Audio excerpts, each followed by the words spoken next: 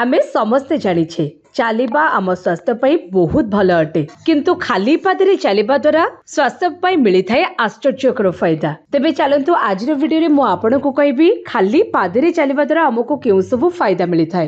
प्रथमतः गोईठी जंत्रणा किंबा पाद फुलिबार समस्या भोगुथिबा लोकंक पई खाली पादरे चलिबा एक प्राकृतिक चिकित्सा भाबरे काम करिथाए। खाली पादरे चलिबा द्वारा स्नायु उपरे मृदु चाप पड़िथाए जहा मन को शांत करिथाए एवं निद्रार गुणवत्ता उन्नत करिथाए। सेबली घास उपरे चलिबा द्वारा शरीर नकारात्मक शक्ति निर्गत होइथाए जहा जोगु आपण अधिक सक्रिय अनुभव करि परिबे। सेबली वायु पित्त एवं कफर संतुलन होउछि उत्तम स्वास्थ्यर मूल। खाली पादरे चलिबा एही तीनोटी दोष को संतुलित करिबारे सहायता करिथाए।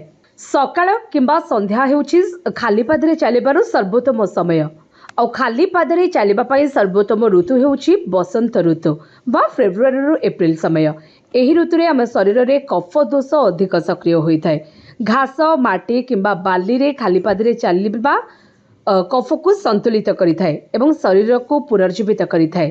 या सहित आपण प्रत्येक ऋतुरे मध्य प्रतिदिन सकाळे बा संध्यारे चली परिबे। खाली पादरे चलिबा द्वारा आमको अनेक प्रकार गुरुत्वपूर्ण लाभ मिली थाए। तेणु प्रतिदिन किछि मिनिट पई घास किंबा माटी रे खाली पादरे चलिबार अभ्यास करंतु एवं सुस्थ रुहंतु।